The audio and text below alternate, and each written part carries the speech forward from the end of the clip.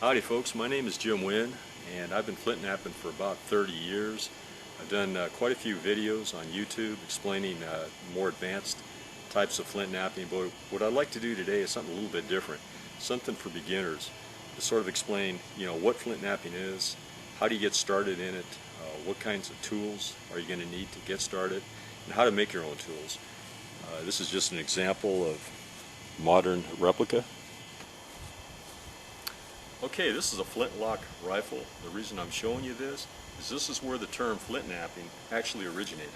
Back in the 1600s, when they were making the first guns, they required flint in order to ignite the powder charge.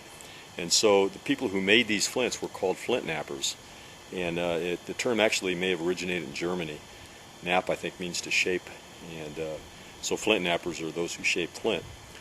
Anyway, that's how the term got started. And you can see the sparks fly off here, hopefully.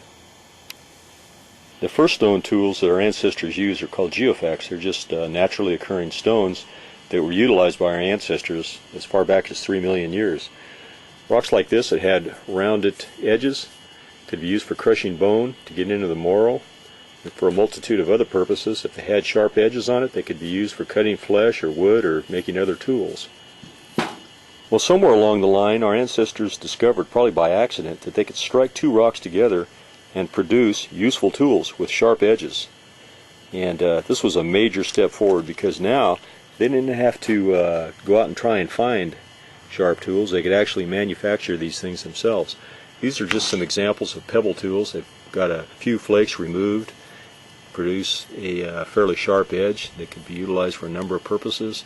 As the process continued and they began to understand the predictability of the stone and how it actually knaps, the tools became more refined, simple hand axes like this, and leading to further and further refinement into what we call bifaces. These are actually discarded pieces from Wyoming, actual artifacts. Okay, we're going to talk a little bit about the types of rock you can knap. Most rocks that you're going to find out in the field, they're not knappable because they don't have a predictable fracture. Things like granite and these volcanic rocks, sandstone, things like that, you're not going to be able to knap them. What we're interested in are knappable rocks that have a conchoidal fracture. And these rocks over here are chert. And chert comes in a variety of forms. It comes in various flints, and it comes in jaspers like this, which have mineral deposits that give it its color. Agates like this. And these have a hardness on the lithic grade scale of 7, where 10 is a diamond, and 5 is ordinary glass, and 3 is, I think, your fingernail. These rocks over here are volcanic rocks. On the left is obsidian. Usually obsidian is translucent.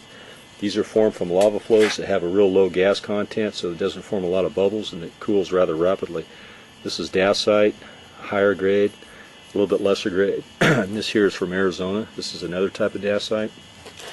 This is basalt, similar to dacite but much more coarse grained. These rocks over here are porcelainite. These are from Montana, caused by heat in the earth somehow. I don't understand the process. This is fused shale. It's caused by an oil fire. These are from the area near LA, not far from here. And these were utilized by Indians for making arrowheads. All of this stuff over here has a hardness of around 5, just like bottle glass. Now the tools that are actually used for flint knapping come in 2 different types: your aboriginal type tools and your modern tools, and we'll look at each of these. Okay, this is a pretty good variety of aboriginal tools, and these were utilized for percussion flaking as well as pressure flaking. So we have a number of different hammerstones for percussion, the earlier stages of reduction. And we have different billet types from different types of critters here, moose and elk, and that's ivory from a hippo. We've got mammoth ivory. We've got various types of pressure flakers. We've got wooden billets, ironwood, mountain mahogany, and we have various types of punches. And we'll get into that later. Now, good hammerstones, they can be kind of hard to find. Usually I find mine in riverbeds. And I like sandstones. There's some people use limestone and a variety of other materials. This one here happens to be granite, but it's just the right texture, so I use this one here quite a lot.